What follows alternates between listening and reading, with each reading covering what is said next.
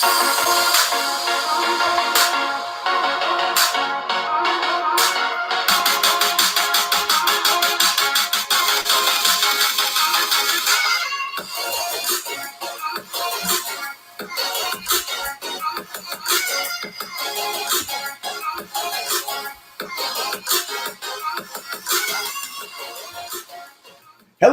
and welcome to Talk It Out, where we talk it out. My name is Duryea Rashad, and I'd like to thank you for joining us. Today is a very special day. It's the first time we're going live, so I'm jumping out of my pants right now. I can't take it. Hello, everyone that's joining us. We love you. If you're going to watch it later, I love you too. Now, just to remind you, Talk It Out is a place where people of opposing viewpoints can get together and have a healthy, productive dialogue in a respectful way. Keeping in mind that it's not always about proving who's right and who's wrong. Sometimes it's simply about listening and being heard. Now, without further ado, I would like to introduce you to tonight's illustrious panel. Everybody give a wave for the camera. Hello. First, let's get these in there. We have an Atlanta transplant from San Diego. She's a creative maven using her background in English and her West Coast sensibilities to imbue her directorial projects with a powerful message and a Black perspective. Please welcome Alexandria McNeil. Okay. Somebody's mic going crazy. Who's that? Who's that? Figure that out. Okay. All right. Next, we have Caroline Thrasher. She has a BFA in theater performance from CSU. She's currently living at one time She is living in at one time working in Los Angeles as an actor, comedian, and improviser. She misses Georgia for the Mexican restaurant Cheese Dip and loves to sing the house down, Boots. And I added, she's one of the funniest people on the planet, Miss Caroline Thrasher. Oh, don't lie on me. We have Keisha Watts, who's a post supervisor and a film and television lover. She's also a friend of mine from high school. We go way back. Yes. Page, who's a James Madison University graduate with a Bachelor of Music and from James Madison University and a Master of Music in Opera Performance from Manhattan School of Music. He's a professional opera singer, an emerging artist, and a binge watcher of television series. Pamela Ransom has a BS in psychology from Columbus State University, high school theater dance teacher currently, and she's the owner of Passion Works Dance Academy, and of course, the most important job on the planet, a mom of three. We've got Garrett Gray, who's an actor, educator, and entrepreneur who has worked in film and television and theater professionally for 8 years since his graduation from Columbus State University with a BFA in theater performance. And last, but certainly not least, we have Paul Pierce. He's beginning his 34th season as producing artistic director of the Springer Opera House, the State Theater of Georgia. Paul Pierce has been running American theaters for 44 years. He's an actor, director, playwright, and the recipient of a Governor's Honors for the Arts. He holds a BFA in drama and theater from the University of Georgia. Thank you all for being here today. We're very excited. Today's topic, our main topic, which we're going to get to later, is talking about arts and theater. Okay. I'm sorry. We're talking about arts and theater today, and the way that's going to work. Sorry. We have a technical issue right now.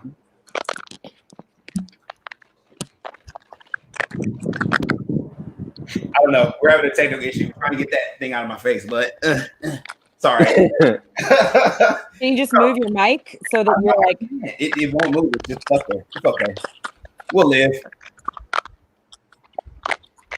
We'll move on. Okay, so basically, how we start the show is we generally do a check-in. This is where we check in with it. Whose mic is that? Russell. I think it might be yours. It sounds like somebody's munching on mac and cheese. Is it me? I think it was mine. You're right. Okay. Oh wait, did it go away? It was I'll be back. All right, so let's talk about check-ins. So first, we like to check in with everyone, and while you're doing your check-in, if everyone else will mute their mic, so that way whatever that noise is will be. So let's start our check-ins with Tamara. Hola. I'm doing great. Everyone is adjusting to what's going on in the world right now, and I just feel like I'm enjoying the quality time with my kids. It showed me to slow down and enjoy what we have here, and it's also like boosting my creativity. Like I can't wait to get back to things, but it's giving me time to really, really focus on what's to come. So I'm good. Right. Awesome. That's good to hear. Next, let's hear from Alex.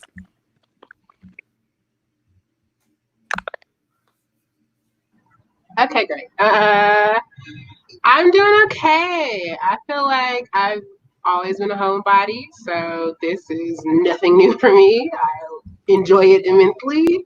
I secretly hope it goes on forever. I want to shout out Duryea for giving me a reason to put on makeup every week. Hey, and other than that, I do what I can, okay? I do what I can. This face would be a whole different beast tomorrow.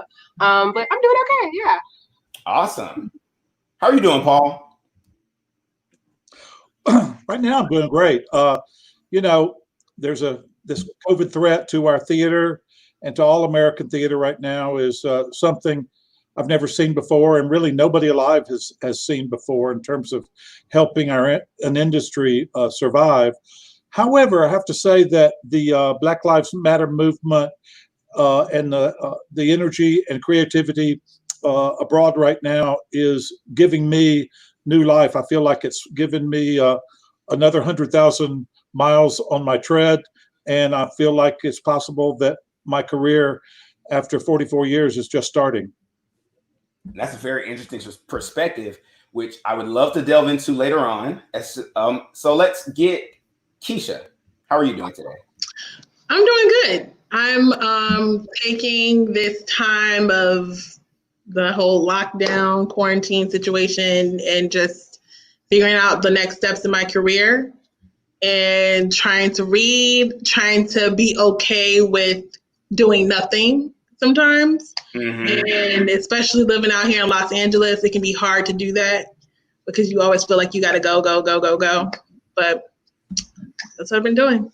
Okay. And self-care. Self-care is important, everybody. If you're at home, take care of yourself. Put your mask on your faces, okay? It's not that big a deal just to put the mask on the face. Elliot, how are you doing? Hey, I'm doing good. I have been very busy, surprisingly enough, busier than I usually am, which is good. But I've been doing a lot of things with different organizations and teaching voice lessons from home or from our studio in the area. And it's been good. I've definitely had time to reflect for sure. Okay. Any specific reflections?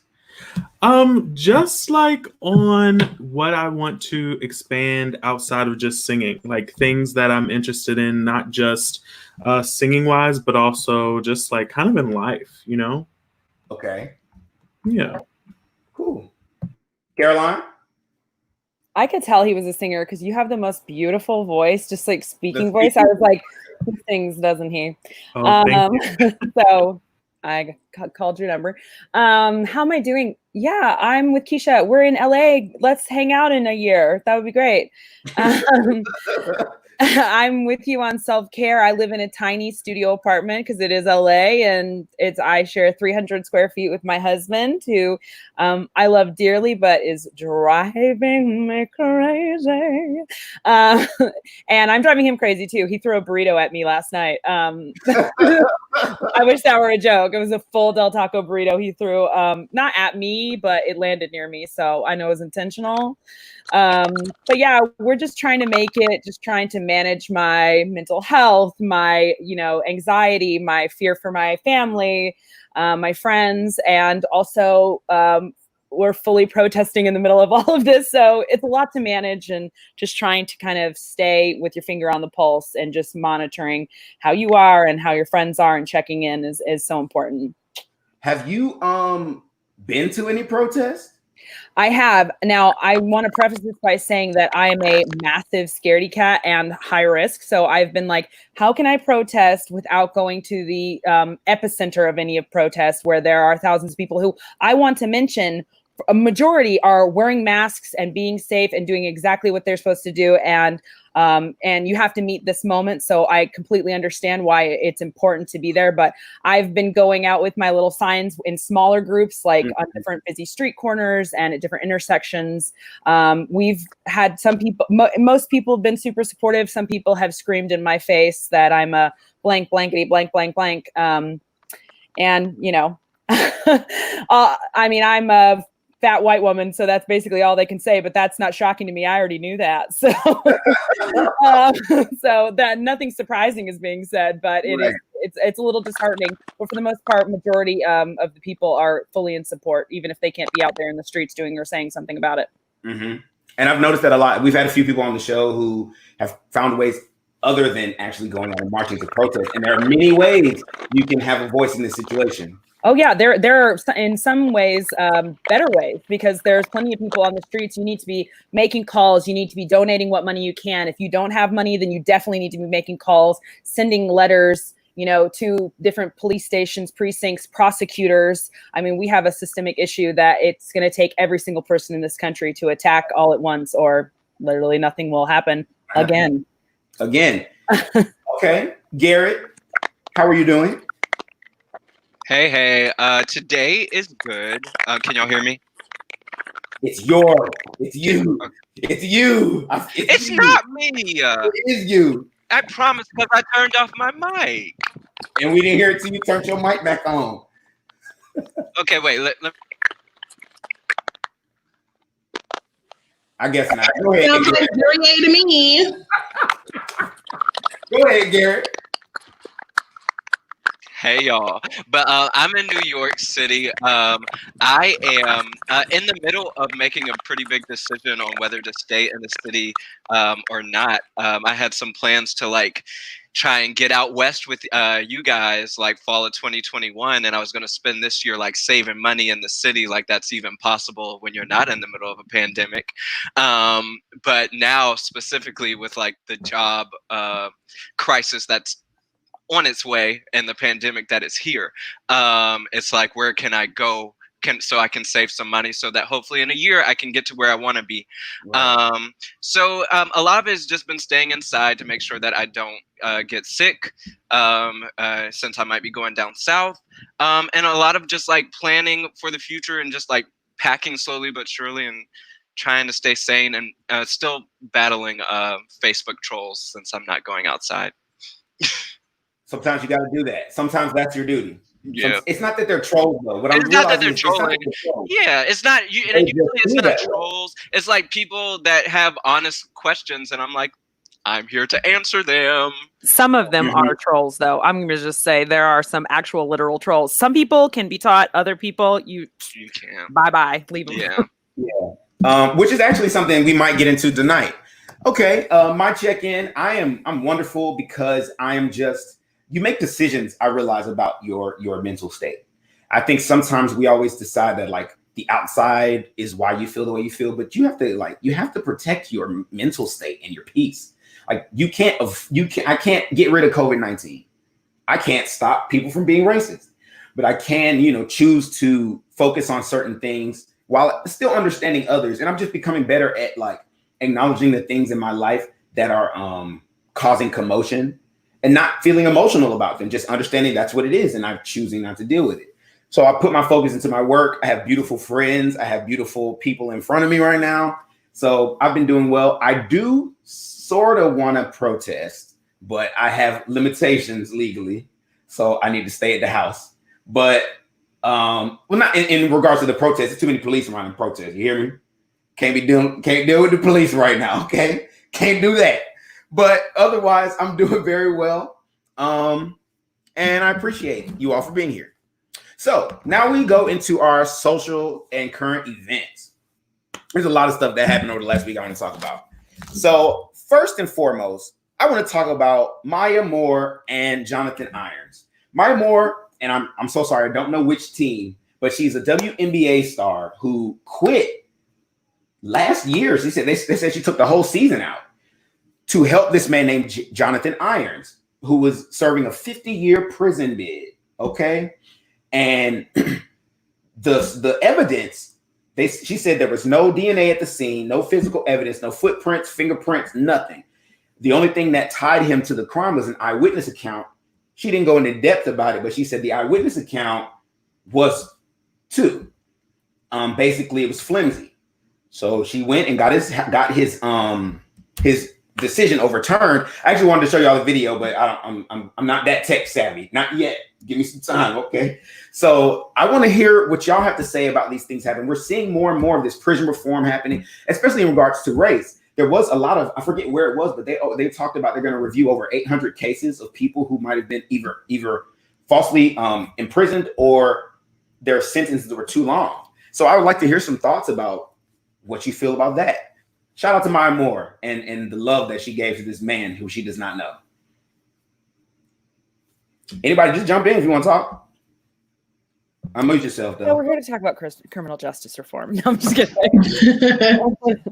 I mean, obviously, there's a humongous problem of Black and brown people being unfairly and over incarcerated. And we've been talking a lot about police brutality, but something that we don't often talk about is the systems in which people end up with something crazy is happening.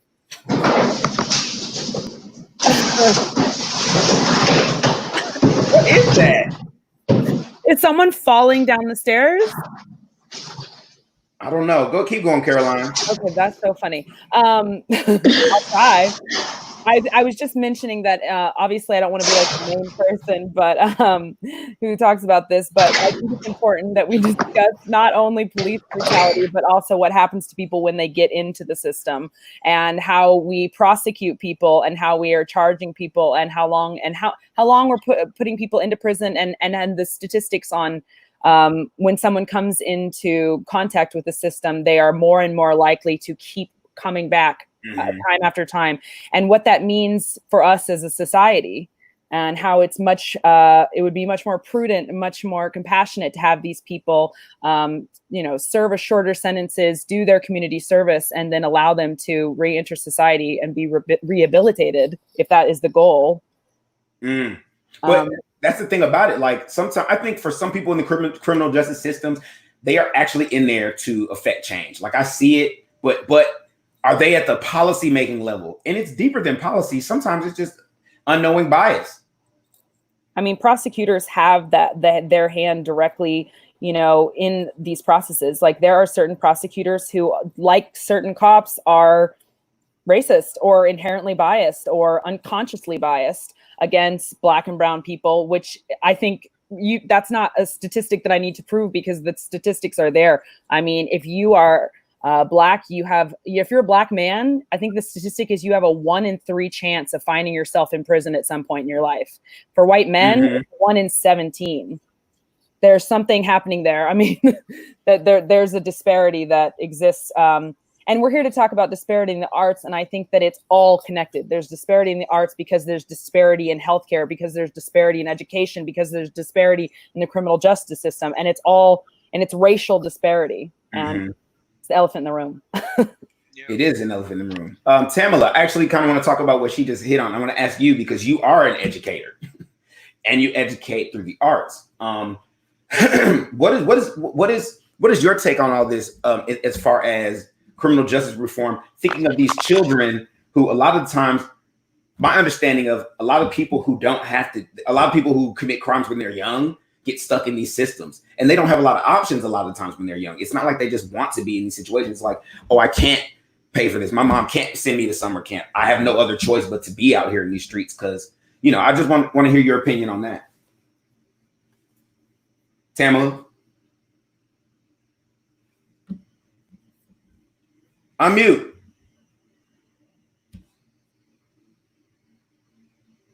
Tamala? Okay, I don't know what's happening. Sam, I can't hear you. You're muted. Can you guys hear me now? Yes. Am I good now? Yeah. Okay. So I was saying, for some reason, when Caroline speaks, I can't hear. So I missed a bit of what she said. But being that I am an educator of a predominantly Black school, so I find myself having this conversation often with my students. This is something that they encounter all the time. And sadly, the biggest thing that educators and parents are having to instill in minority children is the idea that you can't afford to make mistakes, because we see how it can follow you. If you end up in a bad situation, it may be used as an excuse to why it's okay, it can be overlooked. Not saying that it's fair, not saying that it's right. And I appreciate platforms like this that bring it to the light so that we can discuss how are ways that we can make this different. How are ways that we can make it okay for children to really be children and figure things out. I don't know a person who hasn't made a mistake. But for some young adults, you can't afford to make big mistakes, or you can't even afford to make little mistakes, because if you get caught up into something, I don't know, it's twisted, it's tough. But I'm glad that it's something we're speaking about. It's just so layered. It's so many layers. It's with policy making. It's with what you said with unknowing bias. It's just so many layers to how this plays out that the best thing that we can do as educators is allow our students, push them to become the very best version of themselves and to understand their craft and to see how they can map out what they want to do and what their purpose is in this world. And in the meantime, we tell them these are the things that can protect yourself in the meantime while we figure out how to make things better for you and an overall scheme so that you can focus on being the best version of yourself instead of doing that while focus on making sure you don't make any mistakes, while making sure that you don't get caught up into anything on mistake, because you never know what the outcome is. I don't know. It's really complicated and it's tough to deal with. And it is. It really is. It's one of those things where it's like you're damned if you do, you're damned if you don't. Can I say something? I wanted to hit on Maya. I really hope that like all of the football, basketball players, I want everybody to strike. I feel like that would be a moment where everybody's just like, wait, what's going on? You mess with my sports. Don't mess with my sports now. Because I mean, we saw it when Colin Kaepernick started kneeling for like just the Pledge of Allegiance. It threw everything in an uproar. And I think just her taking a step back, it didn't get as much playtime as I would have hoped it would have gotten, because I didn't hear about it until after he finally got out of jail. But I just hope that a lot more sports individuals will take the same route. It's important. It's very important. I feel like you have to use your platform, if you have one, for things like that. You have to stand up and you have to say something. You have to speak. Does anyone else want to make a comment about Maya before we move on to our next topic? Honestly, I don't know that much about that particular instance, but one of the things that I think that the social justice movement of recent weeks and months has illuminated is the systemic problems that we've got in America in terms of justice. One of the things that I've been able to witness and talk to some people about, living in medium-sized towns most of my life, is that district attorneys and mayors are elected, and they will only get reelected if they can make the case that they've been tough on crime. And the thing that will kill their political careers is if their opponents can make the case that they're soft on crime.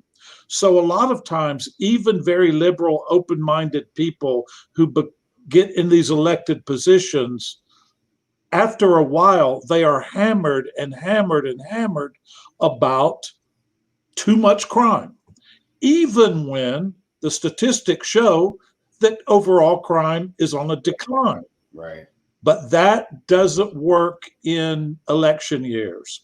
And so oftentimes these district attorneys will, because of community pressure, jack up the prosecutions, and the police departments and the sheriff's department will pick up the tempo of arrests and prosecutions. And the next thing you know, it's the town itself is defined by crime, even when crime is on a decline. And if I was king of the forest, in terms of police brutality charges, those things should leave the city. They should go to some statewide or federal body that deals with police killings and brutality, so that they're taken out of the hands of the local authority. And I think that there might be at least a chance that things would be handled more objectively. I agree. Keisha, we're in LA right now, and there's this massive movement right now to oust our district attorney, who is Jackie Lacey, who just so happens to be the first Black person and Black woman, for that matter, to ever serve as district attorney in this city and county of Los Angeles. But she has been accused of being extremely light on. Sorry, I was watching you fix your light. She's been accused of she just never acquits police officers in police involved shootings. They always there's always a reason why they acquit these people. I mean, maybe Keisha wants to talk about it too, but it's startling.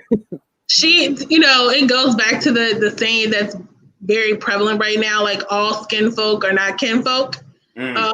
So white supremacy doesn't just lie with white people. Black people participate in it as well. And you have a woman who gets donations from police unions, whose husband pulled a gun out on protesters that came to their house. Wait. Are you talking about Karen and Ken? No. No, that's what they called them on the little things that Karen. No. I don't know. Those are regular run of the mill.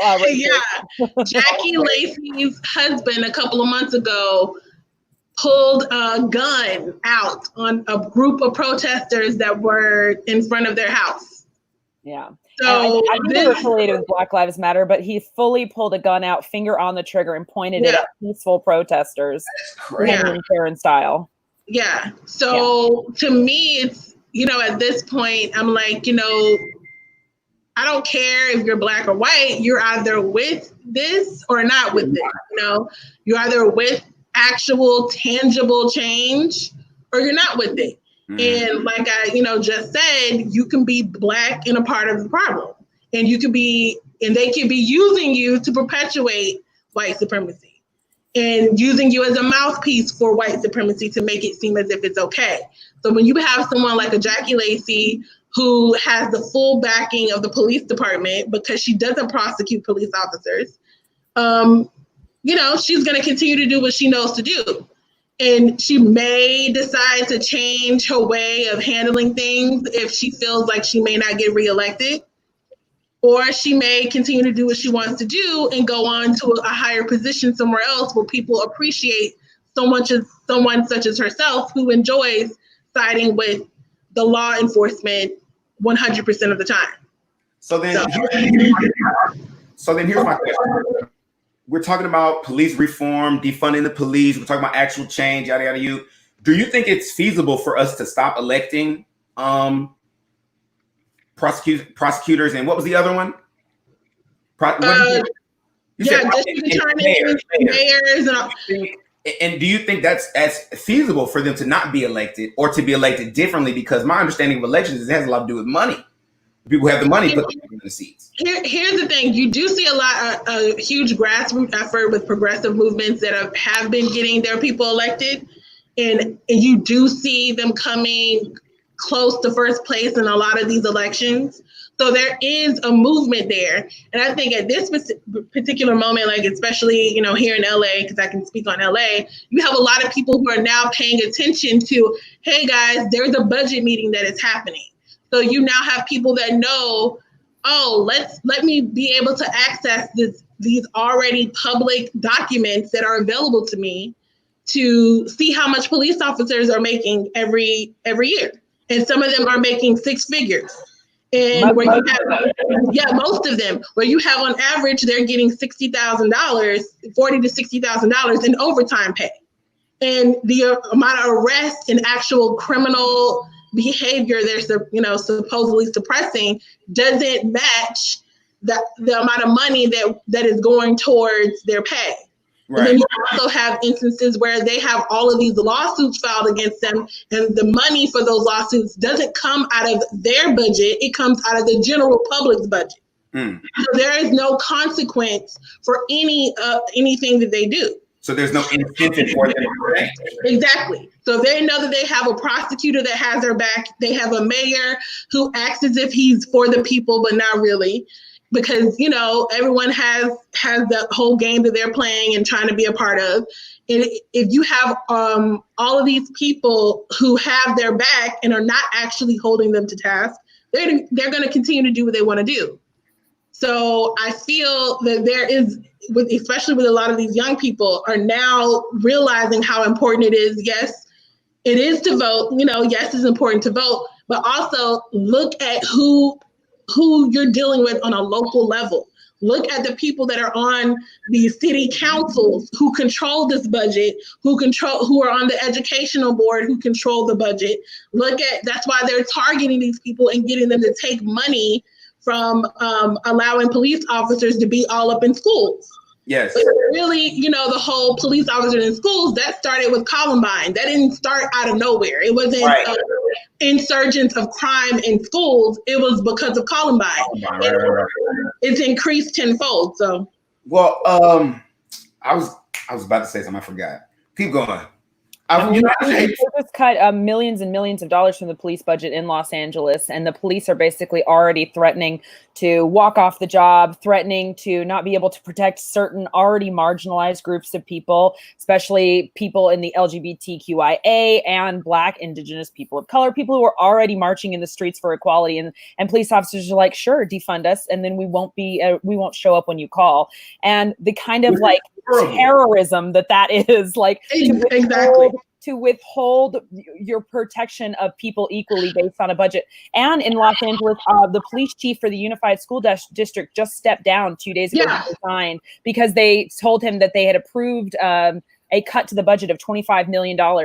And these people are so deeply entrenched in their extortion that they're not willing to play the game the fair way. So instead of making it work, he'll just rather step down and, you know, throw his toys out of the stroller and say, well, I'm not playing anymore. So to me, the issue with that is this: like, there are definitely police officers out there who became police because they want to help people, and those, and I really applaud those police officers because they don't take this stuff personally because they know they're not talking about me. I'm not that cop. They're not talking about me. They talk about the other ones. And so, having said that, that should be the mentality. What the purpose of jail is rehabilitation, supposedly. The purpose of police is to protect and serve. So if your goal and your mission is to protect your community and do all those things, that should be more apparent in these actions, but we're not seeing that. We're seeing, like, every time I see a police car, it feels like when you see Jaws and Finn hit above the water. That's how it feels. It's like, oh no. And that was before I caught my personal issues, before I got arrested. That was way before then. That was when I was a little kid that idea started to get in my head of like, oh no. I worked as a resident assistant with some police, and they were pretty chill, campus police. But even still, there was that just like, and I think that's what people don't understand about being systemic and white privilege and all these things. The idea that before I went to school, my mother had to tell me, hey, you have to be better than, or hey, this is how you should act. These are things that certain people don't have to deal with in conversation. And it goes deeper than just just that thing. It's on every level. It's in education. It's in jobs. Housing. I just found out there was still a wage disparity between Black men and white men. I just found that out last week, which didn't surprise me. It's just I hadn't thought about it. It's a 25% difference. What? And I didn't know this. And it's so deeply entrenched into everything. And like you said, Keisha, it's not even a race thing at this point. It's like an equality thing. If either you're for the change or you're not. Which it's all of us versus racists. Yeah, basically. Okay, I'm sorry. I'm segueing. My bad. I'm segueing too because Keisha kind of brought it up. Candace Owens. Now, Candace Owens. So here's the thing. So if you watch our previous episodes, I've been don't put your headphones back on. If you watch any of our previous episodes, I just recently found out who Candace Owens was like 2 weeks ago, maybe. And so I've been like dipping and dabbing in her stuff. So, and I came on the show, I said some of the stuff she said makes sense to me. It kind of makes sense. When she talks about how, you know, abortion rates are really high in the Black community. She talked about the Democrats, the party, using trigger words to incite fear amongst Black people to force them to vote Democrat, which I personally believe that is true. I feel like a lot of Democrats just feel like they have our votes. I feel like Hillary just thought she had our votes and didn't at all think about what we wanted to hear or say. And I think that's part of why, you know, she's not in that chair. But Candace Owens recently got her Twitter account suspended. Again. So let me tell you what happened. So this was she got her Twitter account suspended. Let me get my notes because you know I took some notes. What'd she say? Okay. Because around now she was mad because you know you got to get your stuff together. So basically, Candace Owens was upset because she said Twitter didn't give her the reason. Twitter said they suspended Candace Owens's account because it violated Twitter's COVID-19 misinformation policy. Okay. Her tweet went as I quote, apparently Governor Whitmer believes she is a duly elected dictator of a socialist country. The people of Michigan need to stand up to her. Open your businesses, go to work. The police think she's crazy too. They're not going to arrest 10 million people for going to work. Now, before I hear y'all comments, I want to note what pissed me off about this whole thing the most was that she spelled 10 million out the zeros way instead of just writing 10 in. And that really bugged me for some reason. I don't know. Anyway, it didn't fit right. It was a little too big. So what do y'all think about that? Okay, so what do we think about her getting banned from Twitter? Yeah, do you think she should have? For that? I mean, she said worse. So it's like, you think that was just they was like, oh, she messed up. They caught her on a lesser charge for a bigger thing. She said worse, and she's a puppet. Yeah, she is a puppet. And anytime she debates or talks about anything, she always talks in generalities. Like she's very general in what she said. She's not specific because she can't come up with specific cases. Or because if you're specific, then it gives room for people to go in and be like, well, actually, that right. Like one of the projects that I just finished working on was Mrs. America about Phyllis Schlafly. Okay. That woman is to me, she is the epitome of what the Republican Party has turned into. She was very popular. Phyllis Schlafly. Okay. I'd never heard of her until I started working on this project. So she's someone who's she wrote books. She completely disagreed. She was like pro stay-at-home wife. She was not for the ERA, the Equal Rights Amendment. She was completely against it, but she was also smart in other political areas. But because the good old boys didn't let her in that, she switched to, hey, I'm going to get rid of the Equal Rights Amendment. I'm going to make sure it doesn't pass. So she created lists. She went on talk shows, spoke very general about specific issues dealing with the Democrats and the Republicans because she was very conservative, and she was able to gain a base even though a lot of the information she said was incorrect, because no one was able to call her out on any of the information because she wasn't specific. And I think that's the thing you're seeing nowadays, because there's too much access to information now. You can't get away with a lot of that stuff. Yeah. And so, but her playbook to me is the antithesis of what the Republican Party is right now. They're very good, you know, whether people like them or not, they're very good at their message. They're very good at all of them doing the same thing at the same time. They stick together and they play dirty. And you don't feel like Democrats do that too? Not as good as the Republicans. No. So wait, so they're doing it, just not as well. Not as well. Their messaging is horrible. Okay. I can't argue that. And to me, not as bad as, I mean, it's hard to, you know, be like, well, you know, this one's better than the other, because I sort of don't like sometimes when people try to say, well, the Democrats did this and this and this, but it's not in any way as extreme as what the Republicans have actively been doing. Like, you have them changing rules in the House and the Senate. You have them purposely withholding Obama from getting another Supreme Court person put up there. You have them doing things to manipulate everything, and they do it. And like, we're protesting and fighting about this right now. Mitch McConnell has gotten his 200th federal judge put on the bench. A lot of these people have lifetime appointments. So whether we like it or not, a lot of the conservative ideas that are very stifling to a lot of people and racist to a lot of people, in my personal opinion, they are going to be there for decades. Right. Because we're doing this. They're over there already making sure that it's in law, written down, that their agenda, the Candace Owens of the world will be able to get what they want. Here's my question. Side note, Keisha clearly stays tuned in to CNN all day, okay? She knows everything, okay? Look, that TV stay on CNN. Okay, my question is this. Do you think it's possible for both parties to kind of, because I think we're seeing a bigger development of people who kind of have a little bit of here and a little bit of there. I call them modern conservatives. You know what I'm saying? Like, because basically what it is like, oh, I'm fiscally conservative, but I'm socially liberal. We're seeing a lot. I think we're seeing a lot more of that with the younger people coming up. So seeing as how those people are going to be the ones who eventually are in office, do you think, especially considering, somebody said it to me today, she said, the thing that's different is a lot of people who are coming of age grew up with Obama as their president. Me, I never thought I would see that.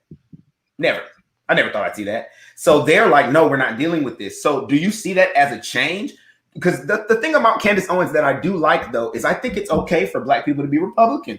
The vague puppet part, the puppeting, I see what y'all saying. But I do think it's perfectly fine for Black people to be Republican if you have. Go ahead. You can be Black and Republican, but don't be the damn puppet. Right. Be their mouthpiece. Like, I don't dislike Black Republicans, but if I feel like you're step and fetch it, you're doing things for. Hold up. Because the only reason I say that is but we do get on people when they are Black and when I say we, I mean we don't like you to be Black. Yeah, and I feel like what you're saying is people are becoming more independent. And I think that's important. We've seen that the Democratic and Republican Party isn't really helping everybody. That two-party system, it's not ideal at the moment.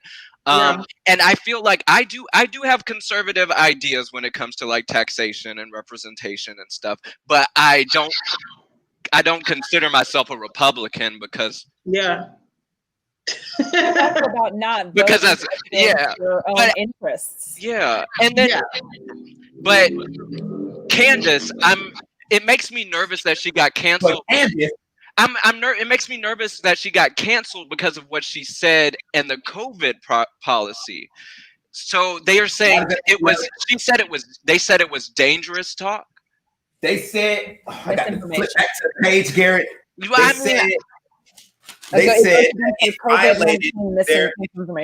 it violated their COVID-19 misinformation policy. Basically, they're saying if you spread misinformation about this, considering that it's killing people.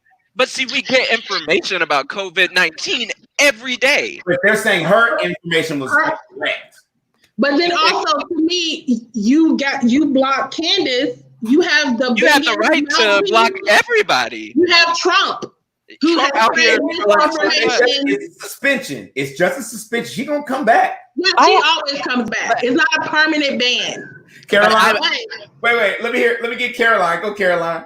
I just want to say so quickly, because I'm really loving this heated moment. But I fully believe that her misinformation in every other sense is killing a lot more people than her freaking COVID misinformation. Yeah, like, right. yes, people are dying of COVID every day. It is real. It is serious. Wear your damn masks. But the misinformation and hatred that Candace Owens spews on a daily basis to these people who are white supremacists, who look to her as a mouthpiece from the Black community, going, well, she agrees with me, so I'm just going to keep on, I almost You know that's what it is. On, upholding white supremacy and thinking that, I'm a superior race. And that is getting more people killed than her misinformation about COVID. So the fact that Twitter only acted on her misinformation about COVID is what frustrates me. That's what frustrates me. But it's also like, I have a problem silencing Black women. Like, and once you silence one Black woman, it makes it a lot easier to silence others. That's why it scares me. That's what I feel about it. So would you Candace Owens, I don't the same way if they did it to Trump? Who? Trump. I mean, Twitter and Trump. Twitter needs Trump at the moment. Trump has done so much for Twitter when it comes to advertisement. Mm-hmm. I mean, Trump's Twitter account is on every other form of social media. Right. Every day. So them canceling Trump, I don't think will ever happen. But he should have been a long time ago. Facebook is like kind of jumping around the idea of like completely silencing him, and so are other social media outlets. But I mean, well, actually, I didn't have it written down, but I did on my little social events search. I did come across something where he said recently. Don't remember what he said. Oh, this is what he said. It's on my social events thing. I actually did write it down. That Trump, did y'all hear his comment where he said, if Black people don't learn from their history, they'll go back to it? Yeah. I mean, if they wanted to cancel, they're saying that he could get arrested for that because they're saying that freedom of speech. I didn't get the quote. It was like article. My friend posted on Facebook, article something of some. I'm not good with politics. That if the government issues information that could possibly lead to violence or unrest or things like that, then they could be held legally accountable. But I mean, the First Amendment doesn't protect you against hate speech or inflammatory speech that could incite violence or rioting or things like that. And so that's what they're making the point that he's inciting violence. Yes. Brandenburg v. Ohio. Oh, Cody, right? Okay. He came with the receipts as he has. I got you. Always with the receipts. Cody. My thing is this though. Look, okay. I am mad. Listen, I was mad when I read the headline about what he said, but then I went and read the article, which I realized was a thing that before Black Lives Matter and all this stuff I didn't do. I read the headline, clicked like, share, and kept on with my business. Oh God. Oh yeah. If I like the headline, if the headline got the point for me, I don't really got the text. That's dangerous. I need for you to read. I'm gonna need for you to read. No, I read now. Because so basically, when I read it, I hate to say this, don't be mad at me for saying it, but when I read it, I was like, oh, that's what he meant. I don't think he didn't necessarily say Black people. He said, if you don't learn from your history, you will repeat it. So me being, I like to see that. I like to hope for the best in people. I don't really, and I think Trump one of those people who doesn't really think before he speaks.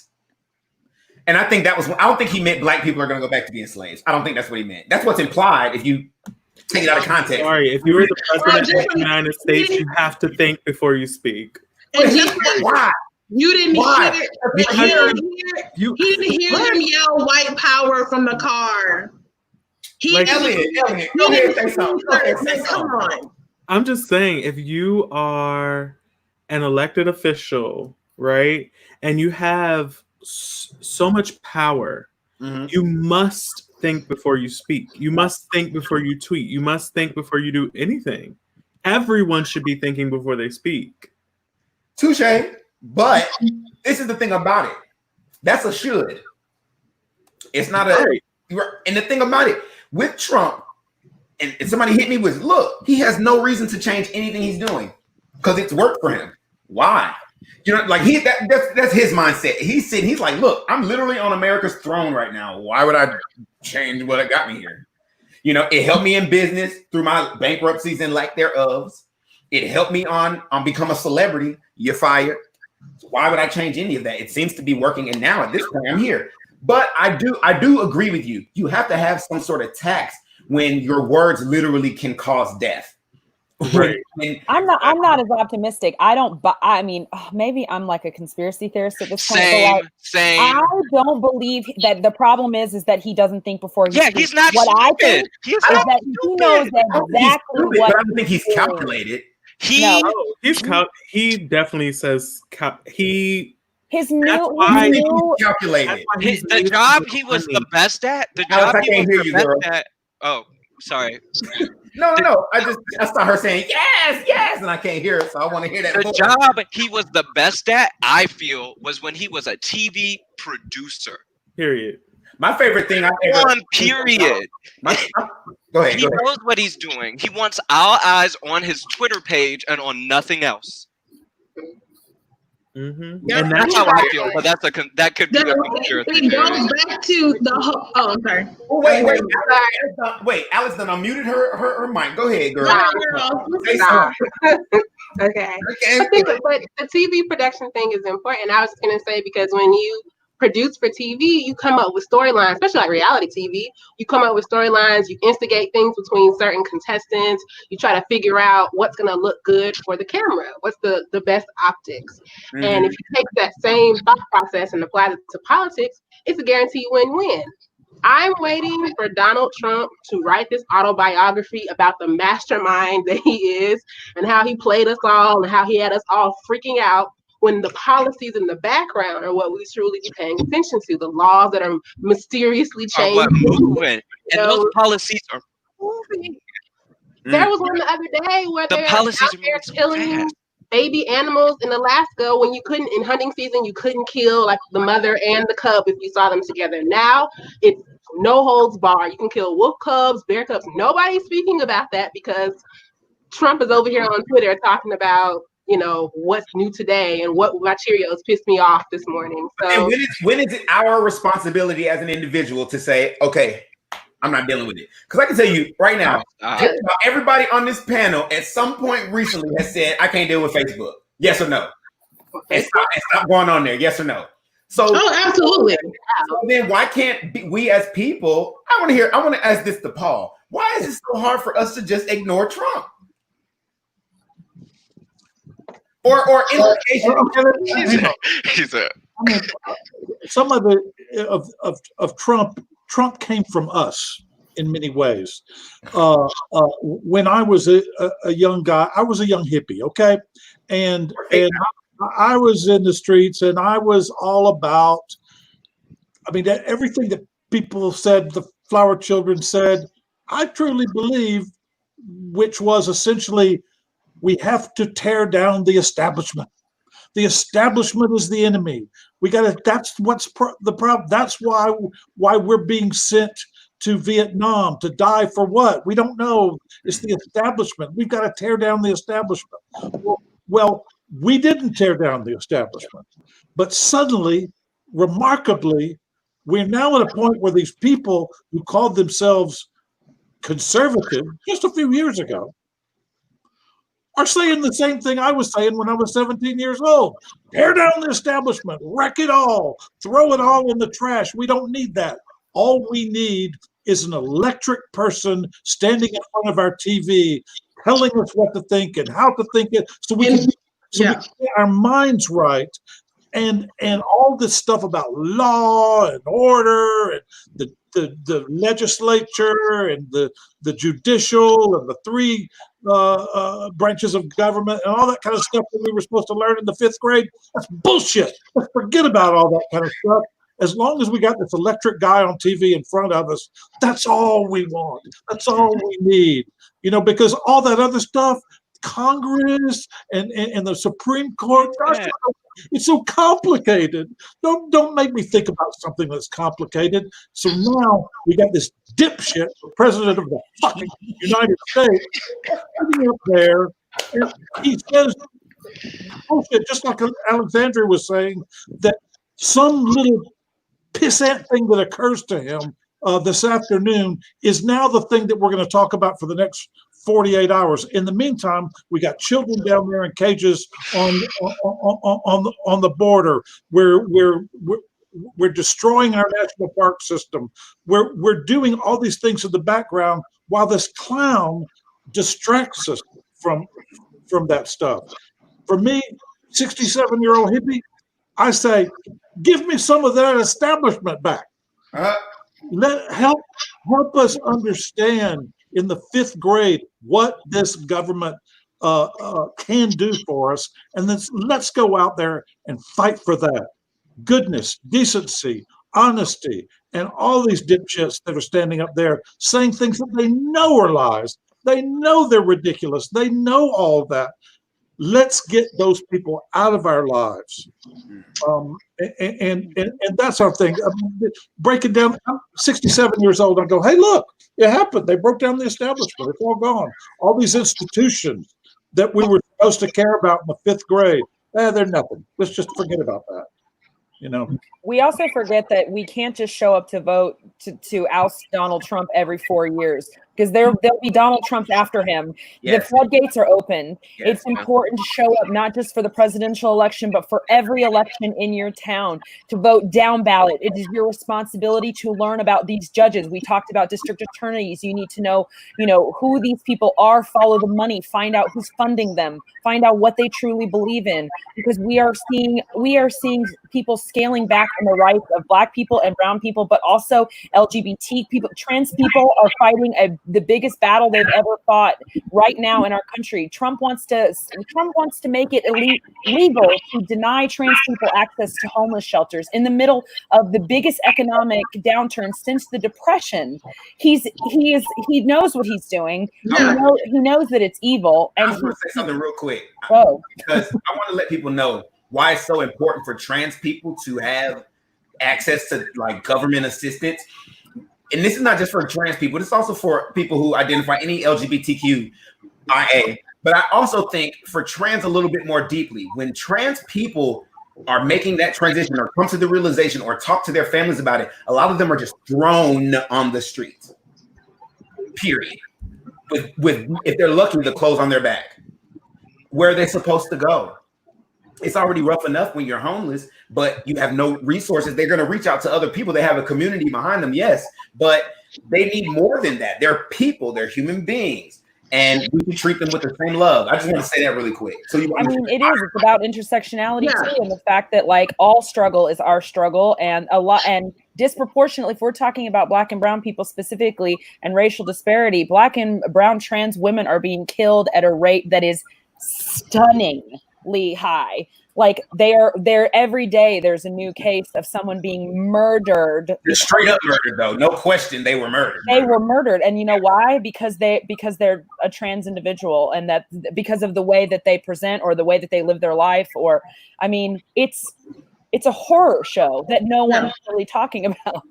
Yeah. But the thing is, like with this country, it has transformed into being one about being very good about, I just like repeated that. One that is now good about like propping up the rich, but at the same time, they're good at spreading fear. So you have a lot of these, white individuals, white supremacy, that's able to play out with us at the bottom, because they know that while we're over here going back and forth, they're up here getting those tax cuts, not paying taxes at all. They're getting away with paying people low wages, and then get annoyed when we're in the middle of a pandemic and they tack on an extra $600, and now they're afraid that people wouldn't want to go back to work because they realize, hey, shit, I now have money to survive. I now have money to relax. I now feel empowered. So A living you wage. have- Speak. yeah, I feel yeah. empowered. You now have You better speak, Keisha. you now have situations where I'm wish and hope and pray that one day people will realize that you have these people at the top that are playing you and are using white supremacy with white people to do it. That it is, you know, in Mississippi, you're angry at these invisible people that are taking your jobs when you have these senators who you keep electing who haven't done shit for you and are now millionaires. Or they're allowing these senators to be elected by not voting. Yes, yes. And you have, but at the same time, you're programmed to believe that it's not the rich because you can aspire to be rich one day when really you're never, keep it real, you're probably never going to be that rich. The odds. But the whole American dream that is stuck in your head that, hey, if I just do X, Y, and Z, I'm going to get there. But oh no, these people down here, these black and brown people are taking things from me. It's like, no. The white people are taking shit from you. White supremacy is actively taking shit from you. So And you refuse to see it because it's easier to live in fear and be fearful of other people and not sit back and realize that you've been played your whole damn life. So I want to shift gears just a little bit. I want to talk about two things. I'm not sure which one I want to talk about first, but I think I'm going to go to his name is, what's his name? Michael. My notes. Come on now. The owner of 311 Speedway. Who's up to date on what he said? 311 Speedway. Michael, who's the owner. So this is basically I was researching Bubba Wallace. Okay, all I know is Bubba. First of all, Bubba Wallace. Hey, man. Okay. But anyway, I was researching Bubba Wallace to find out about this whole thing that happened because there was this rumor saying that he kind of pulled a Jussie Smollett and that the news wasn't there, but NASCAR released the photo saying no, there was absolutely. And what I loved about that whole story was that everybody in NASCAR was and NASCAR is a very, I'm gonna say country because I don't want to say it, but it's a very country sport. The people who live in that, it's a very white sport. But to see all those people stand behind that man and say, this is our brother because he rides with us. That was a beautiful sight. It was so beautiful. No questions. It looked like 1,000 people. I know it wasn't that many, but I'm trying to do some hyperbole. Okay. It looked like 1 billion people were standing behind.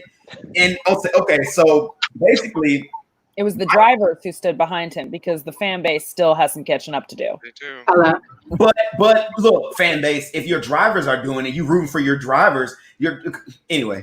So Mike Falk is the owner of 311 Speedway, and he has been on Facebook and other social media being inflammatory, saying horrible things. I hope this doesn't trigger anybody.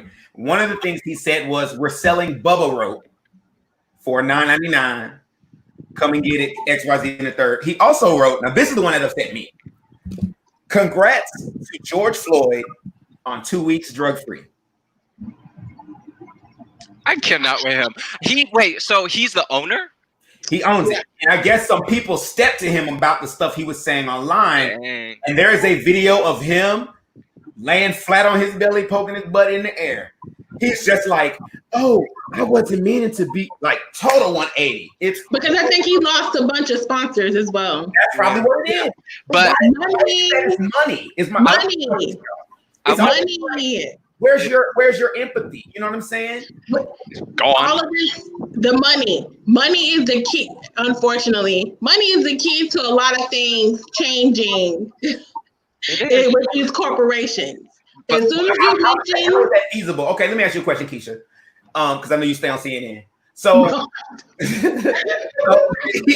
so okay, I want to know, and this is really to Keisha, but to anybody. Money, yes. We live in a capitalistic society. Money is the key.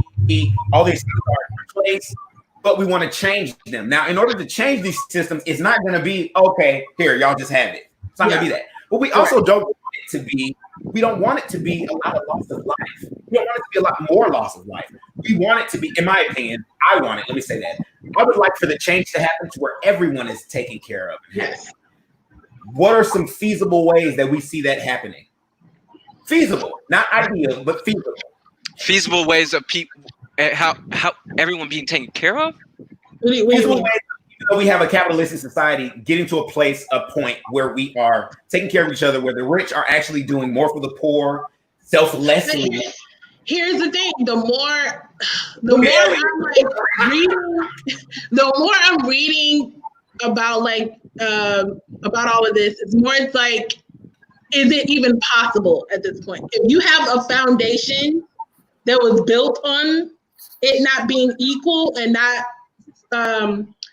making it equitable for everyone to be treated equally and to also have a say in the pot financially, how can you build on being able to do that if the foundation was garbage to begin with? It's discouraging.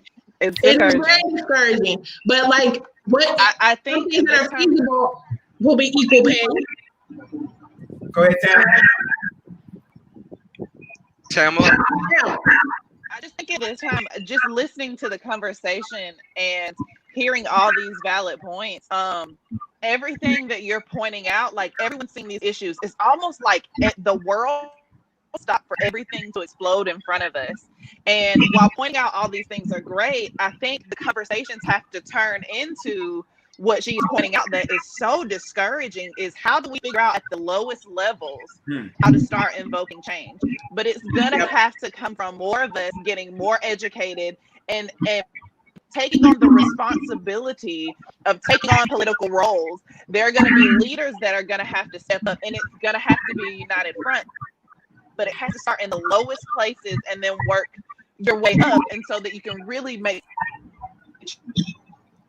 change in the big platform. And the toughest thing is figuring out how. Oh my goodness, Sam. We'll get her back. I'm gonna hop in. I wanted to say, so I think using the system that has historically proven doesn't work in favor of Black people. Let me start there. Using the system, the way that I think that it could happen, is you have to take money out, like the lobbyists. Yeah, you have to start there. I think that puts so much inequity in the system when our senators and our Congress people are being paid, are getting like extra money for helping out people that they know, you know? And like prosecutors getting money from police. Right. We have to take private money out of it. Unless we just want to burn it all down. I mean, which is another option. But I wanted to say something about NASCAR. NASCAR. So my sister just recently started working for NASCAR. She does sports, but she hops around. And she's been learning about the community that is NASCAR, and she's finding out that like, though it was they had kind of created, NASCAR itself had created a safe space for these people to fly their Confederate flags, to speak however they want to say whatever they felt, and now they're like drastically tearing down the safe space. So it goes back to money. I think he's probably spouting off a lot more because he's realizing that his consumers are about to turn on them. I mean, they just played the daggone Negro national anthem at the NASCAR race, which I thought was like, I was like, do we they need to, they should learn it. They should learn it. Everybody should learn that the Negro anthem. We didn't ask for it. I'll say this though, the national anthem, apparently, I've never heard these last few verses, but apparently, like that what we are used to hearing is only the first verse of the national anthem, which would make that song incredibly long. But we're out here saying defund the police, and they're like, okay, we'll stop calling it a master bedroom. And it's like nobody Aunt Jemima pancakes. Right. We're going to change the name of the pancakes. But it's like, no, defund the police. The NFL is now going to be doing the Black national anthem now. Like they just announced that. We never asked for that. Where's Kaepernick? One more question. I want to ask you one more question, you all. This is kind of an honorable mention before we go into our main topic. I want to talk about Colorado and everything that's going on there. First of all, Colorado is where everybody need to be. Not only because of legalized marijuana. That's not what I'm talking about. I'm not even talking about the marijuana. I'm talking about all the police reform. They already giving money. They already making moves. Colorado said, we ain't gonna think about it. We gonna do it. And there, I didn't nail down everything, but have y'all heard about anything that's happening in Colorado? I mean, there was a huge protest just like, was it yesterday or the day before? Yeah. Woke up. They're already defunding police and changing and letting money go from the police to other. Yeah, they got rid of qualified immunity, and they also got rid of. If you turn off your which I thought was the best. If you turn off your police body cam, your whatever you say in court is null. They just they throw it out. Which I think it's the best thing that we. That should have. It's like Obama made that like a mandate type of thing, but it's like he should have. I wish we would have went a step further with what Colorado is doing right now. They can use the excuse, I forgot my cam. I accidentally cut it off. It malfunctioned. Whatever excuse they have, they can use not to wear it. They have it's the Colorado police reform bill. It affects body-worn cameras, as you were saying. Use of force, specifically chokeholds, are gone. Officers can only use deadly force against someone fleeing from police if they oppose an immediate risk to the officers or others. So basically, that whole resisting arrest, police, that's no more in there. Failure to intervene. An officer who fails to try and stop another from using excessive force could face a Class 1 misdemeanor or a greater charge. They have fired cops, officers who pled guilty to or are convicted of an inappropriate use of force, failure to intervene or stop excessive force, or found civilly liable for excessive force or failure to intervene, lose their peace officer standards. Qualified immunity, police prosecutions. The state attorney general has the authority to prosecute persistently bad departments and officers. Now, the list goes on. This is what I want to say about that. To the people out there who support the police, that's cool. Like, I understand that the police have a job to do. No one's saying that. These things aren't stopping them from doing their job. It's actually just making sure that they're more diligent about the way that they are moving in the streets. Because if you don't care that I'm begging for breath, why would any, you know what I'm saying? You're supposed to be the one who cares about that the most. Okay, so here we go. Broadway recently asked the government for a bailout, a coronavirus bailout, basically saying that they can't make enough money right now to reopen, and that they can't imagine how they would produce the same feeling of live theater, even if it was online. Having said that, so Hamilton recently, the Hamilton is going to be on Disney Plus. It's basically just going to be, they're going to film the live stage version and run it on Disney Plus. So my question to the group, because everyone here is an artist, Tamala's a dancer, Caroline, Paul, everybody's an actor, except, no, everybody's an actor. Writers, we got in here, we got opera singers. So I just want to hear your thoughts about that. Do you feel like we will be able to make a digital transition into live theater? And if we do, what will that be? How will that feel? I can speak to that because in the operatic, he's in now. Because in the operatic space, we've already started that transition. There's been a lot of moving toward digital media in order to fill slots and to fill spaces that are not able to be filled, with physical presence.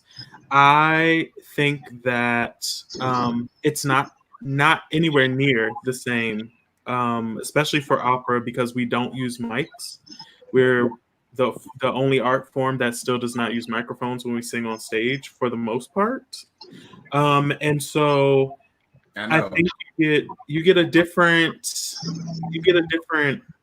feeling, a different experience when you're doing it live. Though I think that now moving forward, we're gonna have that half and half kind of feeling going into the next year and going into the end of this year. And I think it's good because it's bringing people who would not necessarily be a person who subscribes to opera into our space and saying like, this can be accessible to you. So now you've heard me sing this, blah, blah, blah online. Why don't you come into the theater and watch it and see what that's like when we're live again? So I think there's some pluses to it. Okay. I think it's also too more about like whether or not we even have a choice in the matter. Coronavirus is here; it's here to stay. So, at least for the foreseeable future, we don't have a vaccine. No matter how much bleach Trump wants you to drink, I think that sometimes it's frightening or overwhelming to think about how ways to innovate the theater. It's an old art form, and we're kind of stuck in our ways at times. That's why it's difficult to change.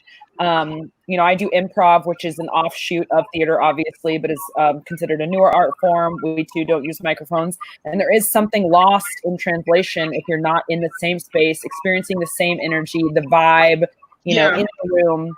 But does that mean that improv should die? No, we got to find a way to make it work. It reminds me too of those, back before coronavirus when they would do those live, like Hairspray Live or Grease Live or Peter Pan Live.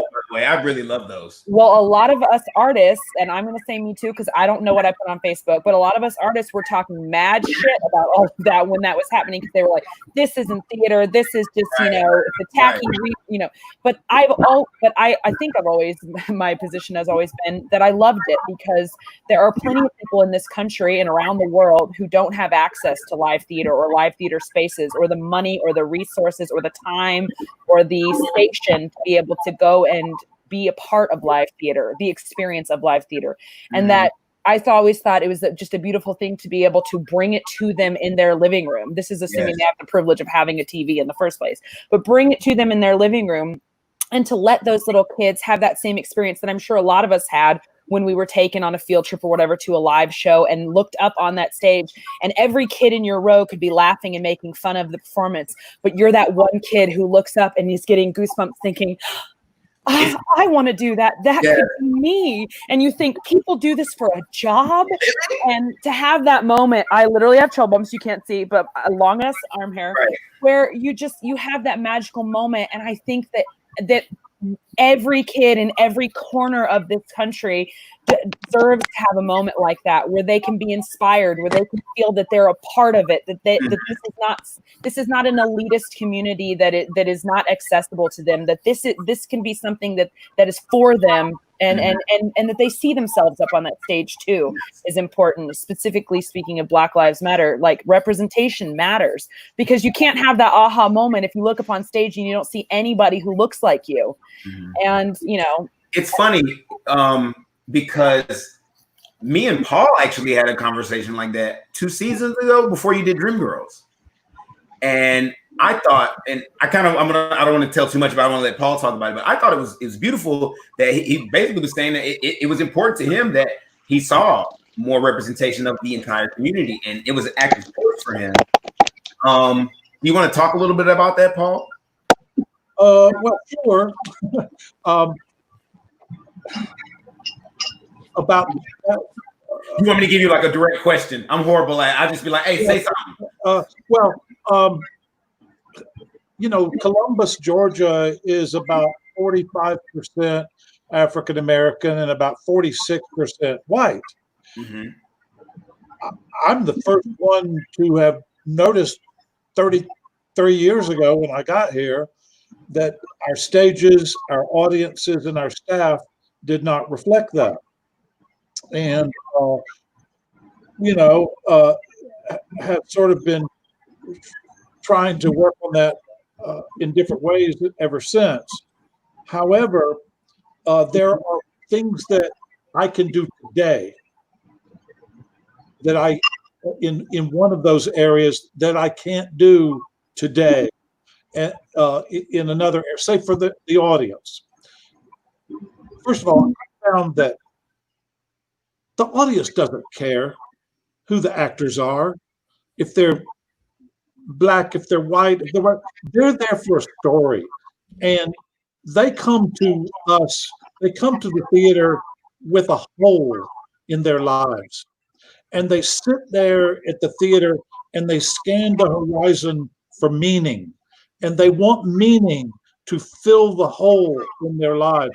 And they count on us to tell the story in such a way that when they walk up the aisles and leave the theater at the end, that hole has been filled in some way.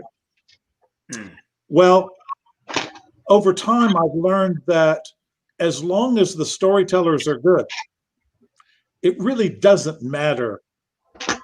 You know, this idea that these stories where somebody says, "Oh, a black man would never be in that position in 1922." It's not 1922. You know, Right. we're telling the story right here, and nobody knows that any better than the audience that's sitting in the room. They want a story for right now, tonight, and so if you tell the story effectively, you can fill the stage with whatever actors you feel like are the best storytellers. I've maybe twice in my career have I gotten complaints from audience members that they felt like, oh, that's, you know, that a black man or black woman would never have been in a position like that. Maybe I've heard that twice. That's something that theater producers can fix right now, today.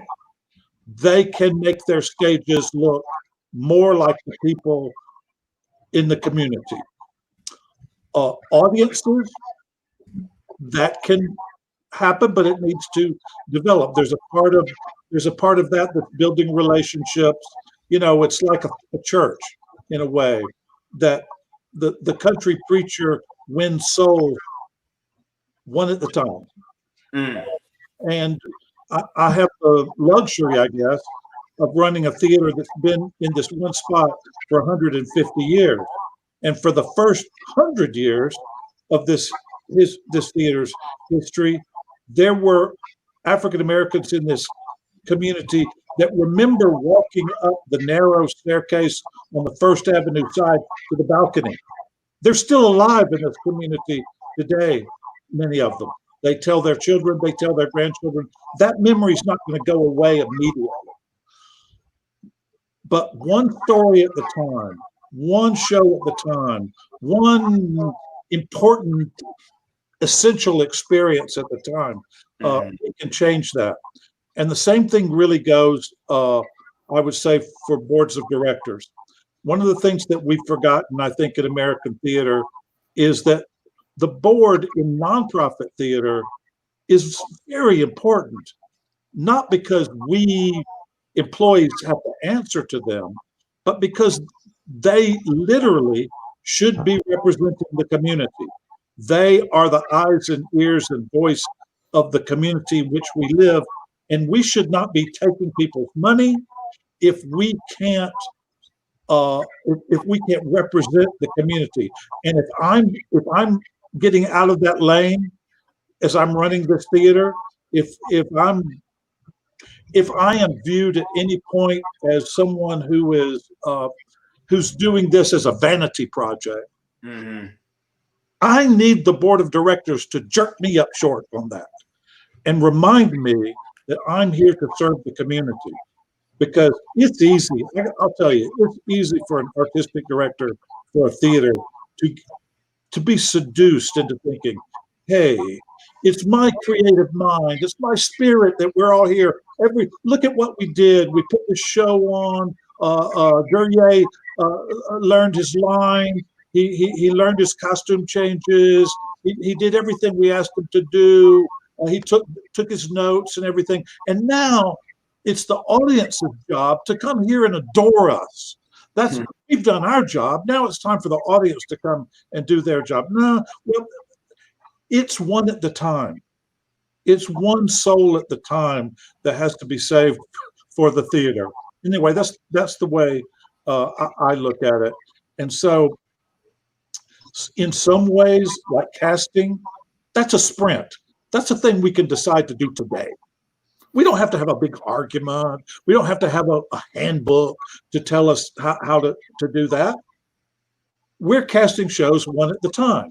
And while we're doing it, we're looking at it saying, one, hey, so far this cast is looking too white. Let's change this. But that, because that's a process, and sometimes it's about who we auditioned and who's available and blah blah blah. But then the other part of it is, hey, if we cast this in a more non-traditional way, it's sometimes possible that the story itself is amplified. It's more clear. It's Yes. a bigger, more important show if I think differently about the casting. And guess what? I'm a producer, I'm a director. I want the fucking audience to pay attention. And if I can be a little more creative with the casting, and if I can keep my mind open about how to best tell the story, then it's naturally going to be more diverse and inclusive. But I'll be the first one. Again, I'm a 67-year-old man. Sometimes people on this staff, Katie and Rebecca and some others, say, that's kind of an old-fashioned way of thinking about that, don't you think? And I look at it and go, actually, you're right.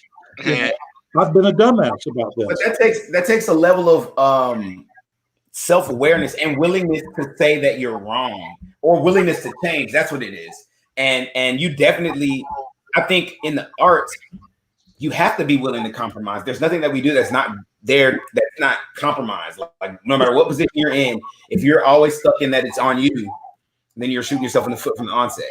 No, it does, and it doesn't feel like compromise at all. I want all the bullets in my gun I could get. I want to be able to use every tool and every idea at my disposal. And if my poor brain is too narrow, I won't accomplish that. So I love the young people I'm working with who feel confident to remind me. Let me ask the group a question. Okay, Paul mentioned colorblind. Like he said, it's a choice we can make in the moment. This audience is looking too. This cast is looking too white. My first question: is that fair to only cast it? Like, okay, all of your actors are white that are the best for each role, but you want to diversify the cast. Is that not fair to the white actors? And in addition to that, I want to ask, do we see, actually, I'm going to say that. That's what I want to know. Is that unfair to the white actors? Let's go over there. Is it fair? Come on. Yeah, so I just want to speak, and I want to start my little speech by being transparent and saying that I have been in an all-white cast of The Wiz. No, The Wiz. I was in an all-white cast of The Wiz in high school. I just need to put that there. I was Eveline, sang the shit out of No Bad News. I know you did. I did. Trust me, I was good. But let me tell you, I can be the best singer you've ever heard. I'm not, but I could be the best singer ever heard. But that production suffered because there was no Black people on that stage in a show that was written to express it was the art of Black people. I was also cast in college in a Spanish show, in a Hispanic show, where I played a Spanish-speaking wise turtle. Now you can make the I guess assertion that she's a magical turtle. She doesn't have to be any kind of. But the point is, I had to speak Spanish in that show as part of the dialogue, and we went and toured that show around southern Georgia and Alabama. And we went to schools with a lot of predominantly brown children in them, kids who spoke Spanish. And we would always have Q&As afterwards. And they'd be like, all right, kids, so ask them whatever you want to ask. I can't tell you how many times I've told the joke and now see that it's not a joke. But I've told the joke that several times kids would raise their hand and go, yeah, do you know that half the words you were saying you were mispronouncing? You weren't saying that right? Or you were saying something that was just far enough off that it gave it a completely different meaning. So I wasn't even able to speak the truth of the words to power because I don't even know, I don't speak that language, literally. But I think that we have a problem in this country that like language is not just the barrier of like, Spanish versus English. white people have a different language than Black people. So, I mean, in oftentimes because we don't know the systemic oppression and we don't understand the inherent, generational trauma, or, we don't even understand our own biases. So sure, you can change the way you cast, and you can start casting, a more diverse cast, but you have to, like Paul said, you have to have people at the table who make the decisions, who look like the community. And you have to not only make sure that it's diverse on stage, but it's diverse backstage, and it's diverse in the main, office building where the decisions are being made, where they put out the season, the people who make those choices. It has to reflect the community, because we're speaking different languages, and you don't even realize that what you're saying is not communicating to half of your county or your town, and that's a problem. Yes. Okay. Yeah, I want to say, you were saying fair. Were you saying fair to white people, or were you saying fair to people of color? In that one instance, because to me, I think there's certain ways that you can go about. Personally, there's certain ways you can go about colorblind casting, in my opinion. There's there's Brandy. What was the question? Yeah. Is it fair if we have a cast? If I'm casting a show, all the best actors are white. Okay. They were the best for those parts. Okay. But just to make it diverse, I didn't cast those actors. Is that fair to those actors? You didn't start it before the casting process. Your network for reaching out to these actors seems to be very limited. Yeah. I don't. So, me personally? No, not you personally. It's a hypothetical. No, I know not you personally, but I'm just saying in an instance like that. No, I get what I'm saying is generally like, okay, we got a theater, we casting the show. Okay. Everybody auditioning, all races, right? Okay. But the ones that I'm picking for every part just so happen to be white. Okay. And I look at them and go, oh no, they're all white. Well, even though they're the best, let me remove these 2 or 3 and put some other Black people in there just to make it diverse. Okay. And so I think fair. I don't think it's fair. No. But I think there should be a process before that it even gets to that, where that doesn't even become a problem. Yeah. But so when it comes to storytelling, I think I've never ran a theater of any kind, and I know it takes a lot of management and a lot of money and a lot of different. He was like, "Oh, it's a lot of work." It's a lot of different hands in a pot. But right. I feel like when it comes to storytelling, we are trying to get storytelling is so old. We are now finding new ways of storytelling, refining storytelling. And when it comes to telling these stories, certain stories require certain people to play them, to be told in a way that the audience won't gain stereotypes, will not in ways that don't perpetuate stereotypes of certain people, be they white, Asian, Chinese. Yes, yeah, you always be trying to stop somebody and they speak. Look, I have a brain that just forgets stuff. I know, you got to write it down. I'll be trying, Garrett, based on what you just said. Couldn't you say the same thing? I'm just devil's advocate. I'm listening. Couldn't you say the same thing for white people? That there are certain roles out there that have to be played by white people? Yes. Such as what? I'm down with it. I'm down with Who's Afraid of Virginia Woolf? Virginia Woolf should be a white woman. Okay. Okay. That's what I'm saying. So it is fair to say that colorblind casting doesn't always apply. It does not. George Washington owned slaves. Thomas Jefferson owned slaves. So if you were to say we're going to do a production of Hamilton, and it should really be white people, Hamilton shouldn't be a thing. I think. Hamilton shouldn't be a thing. I mean, Lin-Manuel Miranda, I'm gonna get struck down, but I it's like this. When they made the Human Torch a black man, I was upset. Because I felt like this is why it made me mad. This is why it made me mad. Because I said if they brought anybody but a black woman out to play Storm, we got problems. And I could feel the same way because Johnny Storm has always been depicted as a white man. If you read comic books, there's actually a lot of black characters in comic books. They're just not necessarily in front.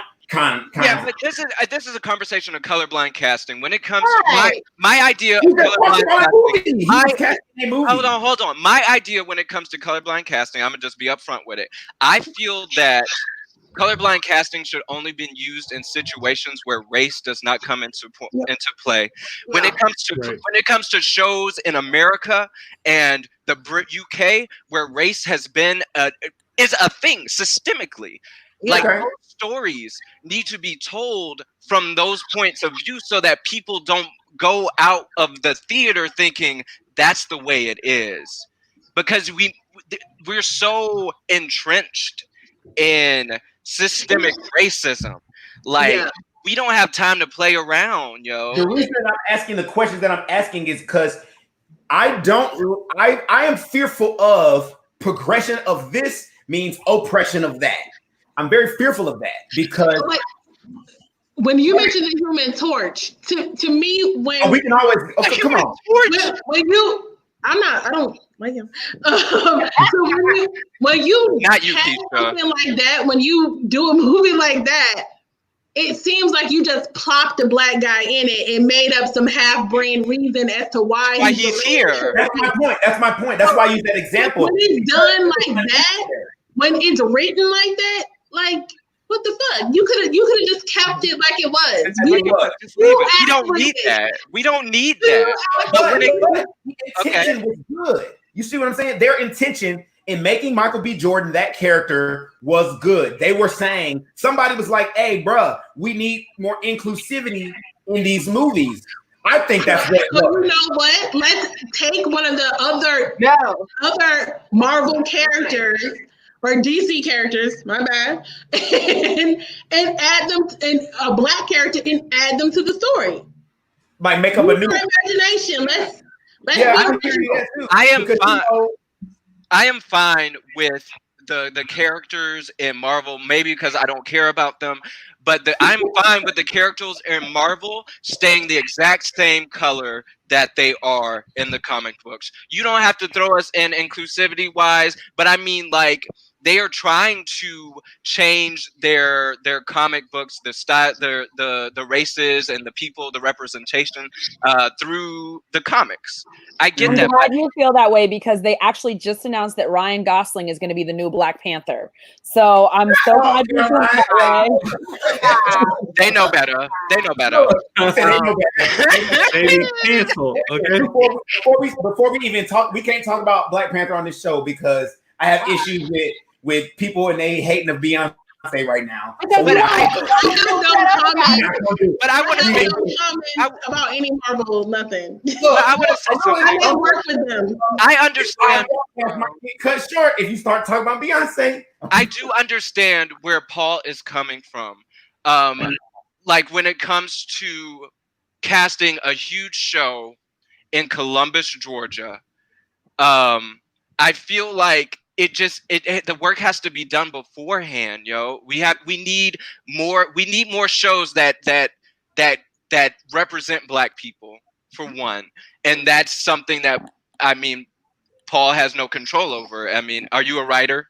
Yeah. Okay, you are a writer. You're a playwright. Don't get it twisted.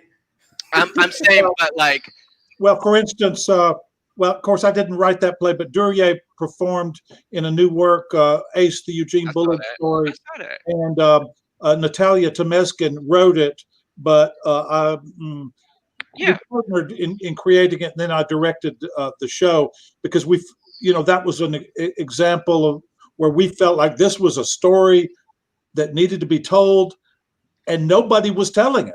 Right. And that Eugene Bullard was the most remarkable American you've never heard of, and that story needed to be told, and it was successful, in terms of the audience and box office, and I have to say, Duryea just did a badass job. Stop it, Paul. But I think it's really both things. It's the content, it's the story itself that's important for us to develop and have on our stages. And it is the casting for everything. No matter what it was. this is sort of strange that you asked the question to me, an old man. No, hang on, hang on. Your question was, is it fair? Yes. Is it fair? This is so amazing. You asked the question this way. I wish I could just capture it and put it in ice, because in 1970, this is strange, I ended up in a car with Jesse Jackson for 3 days. And I was a teenager, and we were on the way to this conference, and the car was packed with people, and he was going to be leading something at the conference, and somehow he ended up in our car. And so I spent 3 days with Jesse Jackson, and he was explaining to me what affirmative action was from a 1970 point of view.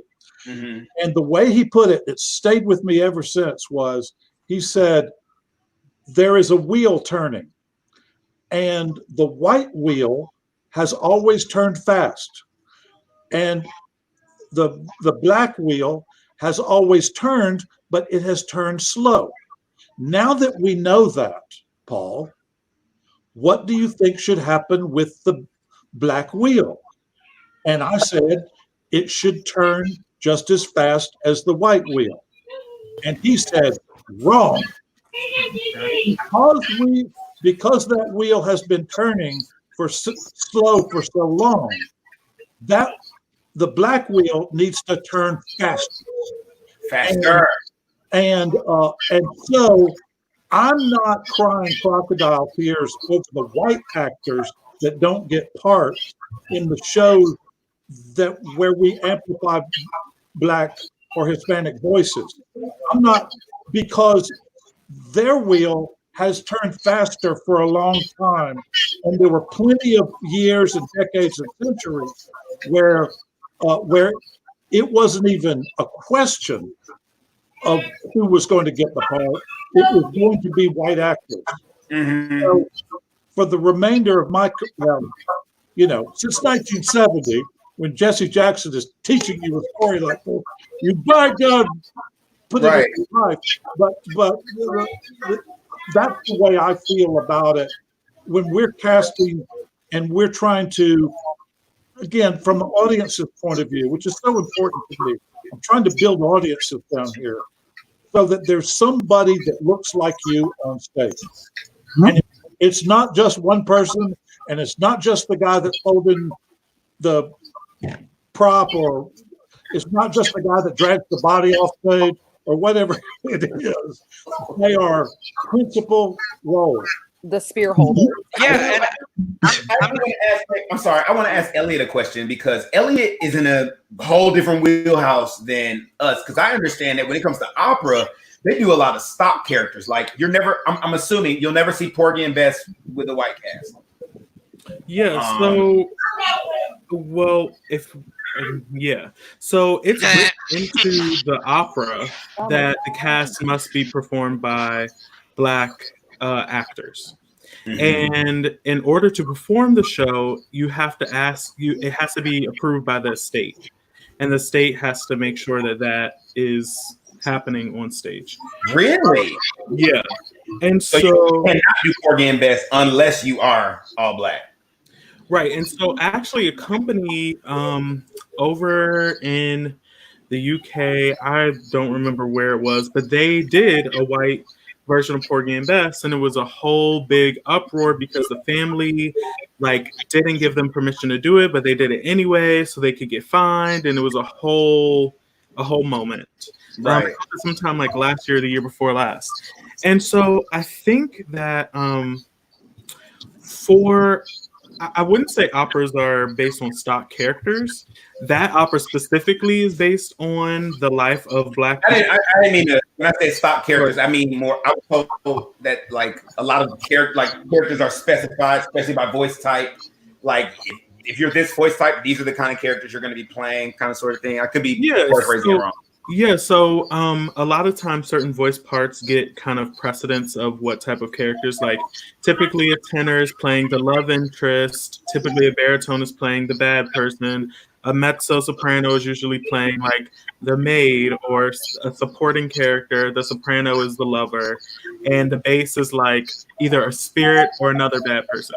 So that's like typically on voice roles, but I think that a lot of times what has happened is like in Mozart opera, for instance, if you look at the magic flute, the assistant to the main person who's supposed to be the bad person is supposed to be a Moor, right?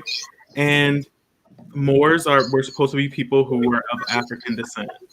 So a lot of times in these operas that are written in the 1600s, 1700s, 1800s, the characters who are the maids, servants, bad people, anything that's not positive were written into the space of like, this is supposed to be a black person, and they would do it in like blackface. And so, of course, now in 2020, you look back at these characters and like, so for me, I'm a tenor. There are a few tenor roles where you're supposed to be more. And I now, as a person in 2020, am thinking, okay, well, did I get cast in this because I'm black, or did I get cast in this because I'm a tenor? Or like, what is the, you know? And so I think when we talk about this stuff, we have to break it down to like, who was this written for? These operas of this time period, probably up until really 1990 blah, were written for predominantly white audiences, predominantly aristocratic audiences, people who were of wealth, people who could obtain wealth easily, and people who could really afford to go to the theater. I think that a lot of the operas were written from that point of view, to say, oh, well, let's cater to our audience members so that they keep coming back. And now we have to figure out how to retell these stories if we want to, in a way that is diversive to the original kind of storytelling, I think, that was being told. But yeah, I think there are certain characters that were written as quote unquote black roles. There are also like certain operas that are specific to characters, specific to certain historical peoples. And I think that that's where the line gets a little weird. Right. But like, for instance, Aida, right? Aida, right? Yes. And the main character, everybody is supposed to be African. Okay. Everybody. But that's never how it is. Now, right. And then they end up doing a caricature of blackface typically for the lead roles in that show. Now, the thing is, because that show is specific about race, we need to look at those things and analyze what does that mean. Now, there's other shows that, you could cast an African-American person in that aren't specifically about race, but the story plot of Aida is about light and dark skin. Right. Yeah, that's true. And so it gets tricky when you start talking about those things. I believe that if you're going to sing Aida, you shouldn't be doing it with dark makeup. If you have the voice to be able to sing it, then sing it. You should be singing it, but it comes to the space of what is the director, what is the makeup artist. Okay, so you're saying that since it is about skin, there's Aida supposed to be darker skin, and then what's his name? Ramsey. It's not Ramsey. Yeah. Yeah. Is it Ramsey? I think it is Ramsey. Anyway, he's supposed to be lighter skin. So whatever, Caroline. He's supposed to be lighter skin. So essentially what you're saying is that shouldn't matter. Only her voice should matter. Is that what you're saying? In the storyline, it should matter, but you should not darken or lighten someone's skin to cast someone the right skin tone. Right. Either cast someone who's the right skin tone, or don't darken or lighten skin tone, or don't do it. It's three options. Okay. Either cast someone who is not necessarily the right skin tone, but someone who is of color. Cast someone who can sing the role but do not lighten or darken their skin. Okay. Or don't do it. That's it. There's no other. I like that. Here's how I feel about it. I feel like certain things are racially specific. For example, we did this show when I was in college called Cripple of Inishman. I read the play. I thought the play was probably the funniest piece of anything I've ever seen. But I knew I wasn't going to get cast because it was a show about Irish people. So I made little jokes. Like, I know I'm not going to cast in the show. There's black Irish people, but I knew I wasn't going to cast in the show because there are. it wasn't a modern. It wasn't modern either. It was, and I knew that wasn't going to happen. So to me, personally, I feel like that shouldn't have been a play where black people were in it. It wasn't about black people. It was about Irish people. And I feel like in a play like that, it's best if people who have that descent are there. I don't have a problem with stuff like that because other people have their ethnicities too. Other people have their backgrounds too, and their culture. They should be just as loving and as proud as their culture. That should be of mine. But I think where the gray area comes is all the other shows. The shows where race isn't specific. Right. That's where we really get into it because there's no reason for these people to be. That's why I always like to bring up the Cinderella version. So before we close, because we're about to close in about 5 minutes, I want to hear really quick blurbs where you think the future of casting is. Considering this, I love Cinderella because it cast everyone so racially diverse.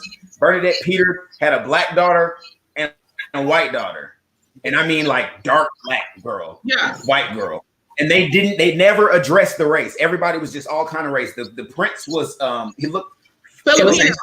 He was Filipino. Filipino. His mother was Whoopi Goldberg. His father was Victor Garber. So, and they never explained it. It didn't need to be explained. And when you were a kid, you didn't care. Right. You were thinking about it. You didn't care. Absolutely. So I just want to hear how y'all feel about the future. I mean, that worked for Cinderella, but could that be something we see more often in the future? I personally think we should. I think there are certain shows where you can do that and it will work just like it did in Cinderella.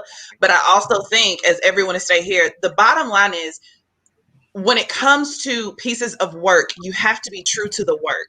So if it is specific to a certain ethnicity or to the history of that ethnicity, be true to it because it's just what it is. And if you need to show more diversity in the theater or whatever it is that you're representing, you need to make sure you have other shows that balance it out, because the whole topic of colorblind casting comes because is really not equal opportunity for people of color. So me as an actor and a dancer and a singer, it's harder for me to get a role because I have to wait for that show where I fit that look or that description, because naturally I may not be given that chance. Just because, and not saying that it's intentionally done, it's just how things have looked just throughout the years. And so nobody ever really pays attention to it. So we have to bring up, hello, colorblind casting, so I can get more of an opportunity. I don't always just want to play specific roles.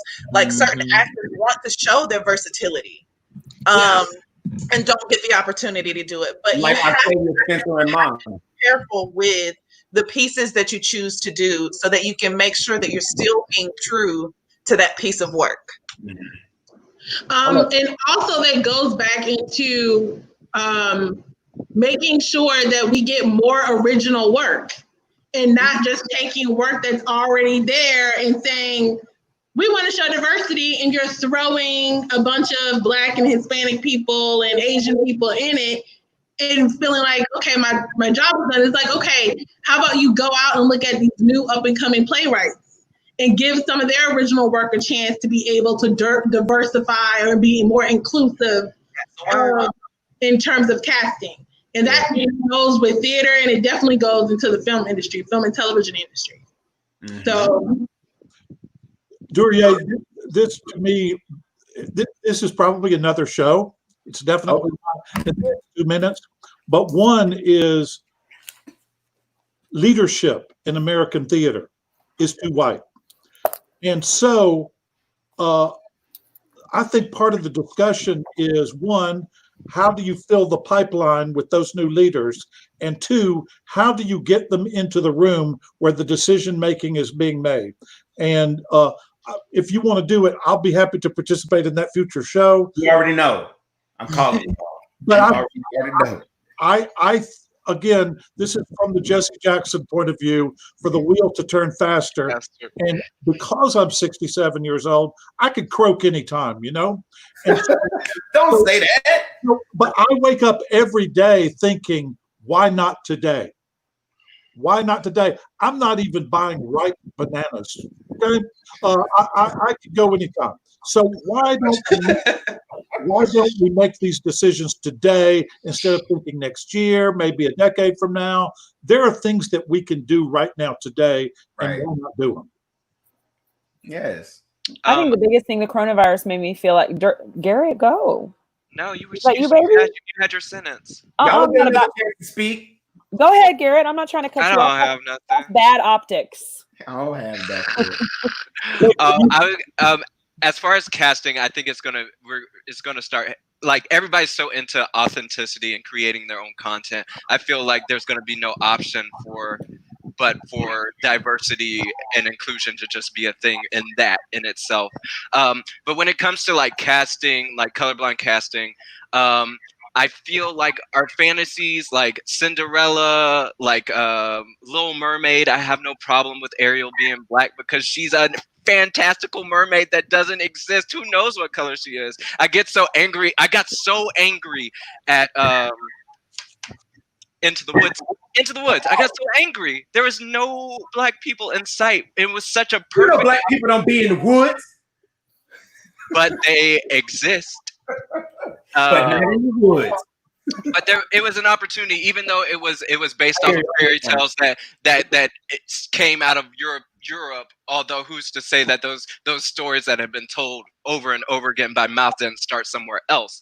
But yeah, I feel like we have to use our own discretion when it comes to that. We have to think. We have to work harder to make sure that people have opportunities that are legit and not just like opportunities that are like spur of the moment, like, oh, I forgot. Let's not I forgot people. Okay. And when there are opportunities for you to have a racially diverse cast, like if you've decided to do Hairspray and you're like, oh no, all the best actors that showed up were white people, you still don't get to cast Mama Maybelle as a white woman. You don't. Then you need to look harder. So I understand, like, I'm not sitting here trying to tell anybody anything, but I'm saying, like, you know, I've loved everything Paul has said today, but you did say one thing where you were like, the audience doesn't care who the actors are. They just want to see the story. And I agree. I think we as audience members go in and we do have a void, and art is such an incredible way to fill that void. But I do slightly differ that they want to see a story and a story well told. But I do think that, you know, it is that story that I said earlier about those little kids, specifically black and brown kids or indigenous children or whoever we're talking about.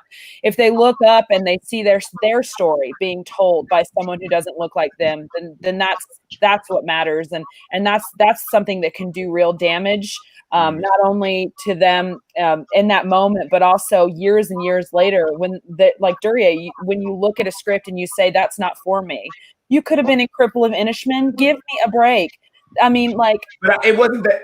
Yeah, my bad. Yeah, we don't need to like, but like. I've healed. I know, but I'm just saying but I mean, I know we joke a lot about the words like, you know, we're woke, snowflake liberals and like triggered, but I do think it's traumatic to like grow up and know that you're an artist in your heart, because if you are an artist, you know that before you can really know your own name, you know that you're a creator. But to look and just the discouragement that you must feel to feel like, I know this is what I'm put on this earth to do, but I just don't see too many people showing me the path or the way. And that's got to change. And can I also add that this is probably also another show that with this casting, especially with Black people, that it's not one specific type of Black person in terms of the skin color. Because you tend to notice when they do cast a Black person, they tend to be light skinned and or white passing in some way. So unless she Angela Bassett. Hey, There's a great Vice documentary where it's exposing Bollywood, about how Bollywood, if you come in your dark skin and you're auditioning for Bollywood, they won't even see you. That these women are buying skin lightening creams and they're bleaching their skin so that they can literally fit a Western ideal of what they think is beautiful. Because I'm saying this kind of issue permeates through the world. It's not just here in the country. And that's what's crazy about this being an issue, and they want to say, "Oh no, that's not an issue." I'm like, dude, there's people today that feel like the only standard of beauty is whiteness, and they feel like that for a reason. They feel like they're just crazy. They feel that way for a reason because, and when you are in that position, it's really hard to be like, "Oh yes, I'm getting that favoritism," because you feel like you're like you did something wrong. It's like, no, I mean, you got a head start because the world was set up to benefit a white man. And you do see people like specifically like Zendaya who does acknowledge, like, I do have a privilege in being, you know, light skinned, a biracial person, and who openly talks about that. She just discussed it on the Actors Roundtable recently. There's nothing wrong with you acknowledging your privilege. Yeah, you didn't put it there. However, this actually could go on for a lot longer. But I know I love these conversations. But we are gonna call it now because we're hitting that mark. So at the end of the show, what we do is a nice little final thought segment. We'll go by each guest and each panelist individually, and you'll just let us know how you feel at the end of the conversation, if there's anything you want the viewers to take away, or just what you're going to take away from the conversation. So if there's anybody, all right, let's start with Garrett. I feel this conversation should have been longer. I want like a whole town hall. I was going to go longer with somebody who I won't go mention. Tell me, hey, you need to cut it off around the 2 hour mark. No, I asked how long is it going to be. But yeah, I just feel like we were talking about a lot. Yeah. I want people of color to not be an afterthought. That's what I want. That's all I gotta say. Wow. Final thought. Okay, Tamala. All right. Minus all the technical difficulties I've experienced doing this thing. You got it, girl.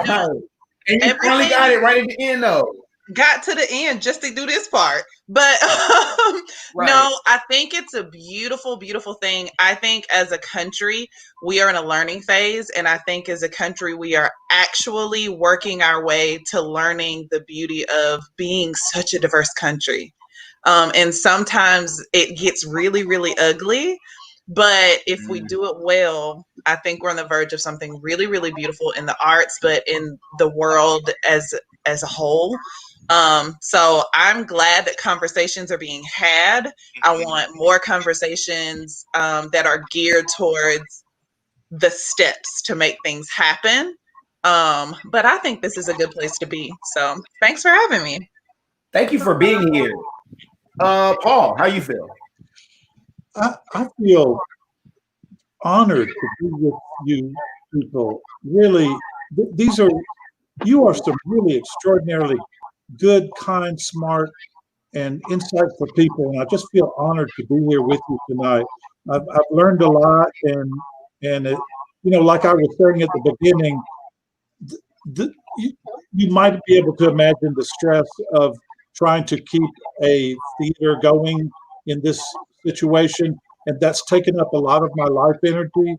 But this experience tonight for me has been one of renewal and joy, and I wish I were in the same room with you, because I would just want to hug you all.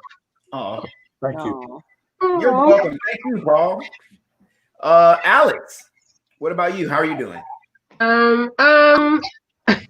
Two things. One, Paul, you should definitely write about 3 Days with Jesse. I think that would be such an That's the title, 3 Days with Jesse.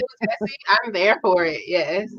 And also, just to the viewers watching, I want to make sure everybody knows that even though things kind of seem to be going back to normal, these are still definitely conversations you need to be having in your everyday life with all of your family and friends all the time. keep the pressure on people, and to Black people specifically, Black trans lives matter just as much as Black lives matter. So we need to be having these talks about all of us, not just a few in between. And that's on period. Keisha. Yes. This was a pretty good conversation. Thank you, Dure, for inviting me. And going off of what Alex was saying, we definitely have to keep going, even though it may look like the media is not reporting on the people that are still out here marching, still out here protesting, still out here demanding change with our local government. That we just have to keep going. And especially in certain industries that you're in, it may be scary to step up and put pressure on people to make tangible, sustainable change. But, you know, sometimes you gotta like stick your neck out there. Mm-hmm. You gotta do it. And I'm trying to do my part in the industry that I'm in, and, you know, speaking more open and honest with different producers about it.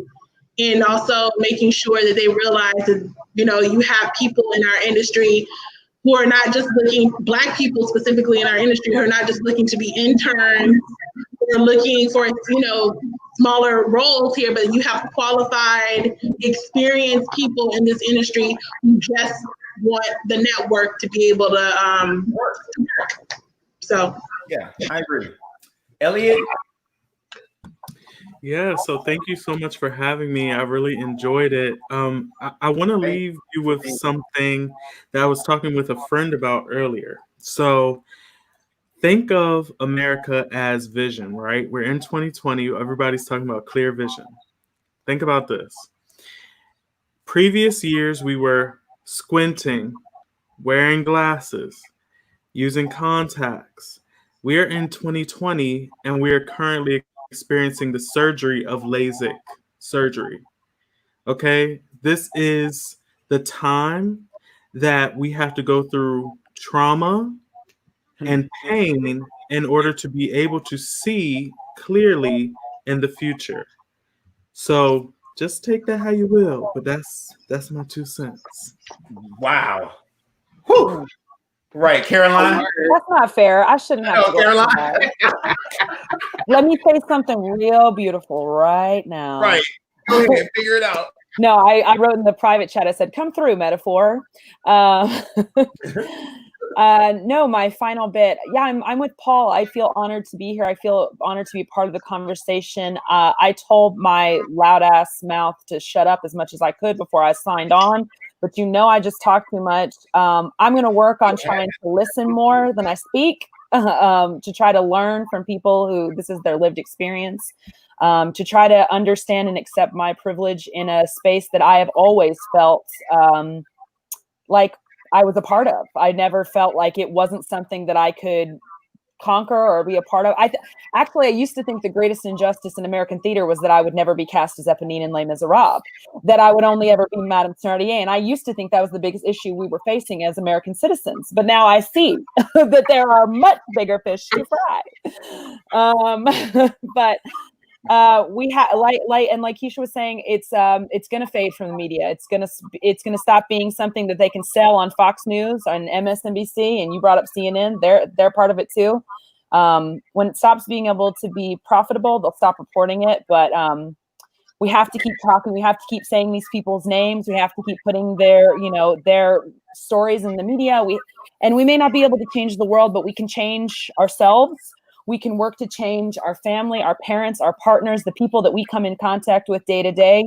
When you hear somebody say something that's misguided or just flat out wrong, you can correct them and you can tell them, like, this is a learning opportunity. I don't want you to be embarrassed that I'm calling you out. I want you to hear me, and I want you to understand why what you said is wrong and why it's contributing to a system of racial oppression. So to keep up those conversations, those hard conversations, we're all exhausted. We're all trying to just get through, but to not lose sight of what's really important. And that is, like, in our own way, in our own corner of this world, changing the world. Yes. So my final thoughts. As always, thank you all for being here. I love the different insights. I love the banter back and forth. I like that we challenge each other to do better, which is something that I want to pose to everyone out there who's out there right now. Look, like everyone has said, we're in a time for change. Either you want change or you don't. But this is the thing about not wanting change. Change don't care. Nothing stays the same. Change don't care. Change is going to happen. And if it is the difference between taking a breath in and taking a breath out, that's change. You can't avoid change. It's coming. So it's best to get out of the way. But you can also learn to love the people around you. What you give is what you receive. Now, when we talk about in reference to the arts, us as artists, we have such an important task. We, in my opinion, are some of the most important people because we help people heal. We help, whether it's through music, art, painting. Even an architect is an artist. We use art to express so many things that people feel like they cannot express. So it is our job to make sure that people are seeing themselves in our stories. Make sure that people can leave a story knowing something about somebody else and how to treat that person better. And so I challenge you all to do that. Go out and create something, a poem, a story, something that helps somebody else heal while helping you heal at the same time. Now, having said that, if you stayed with us the whole time, I'm so happy. I thank you so much. I want you all to go to YouTube and subscribe to this channel. I want you to like and all that stuff. And I want you to follow Woe Nelly Media. Now, remember, this is a place where it's not always about who's right and who's wrong. Sometimes it's simply about listening and being heard. Y'all have a good night. Boop, boop.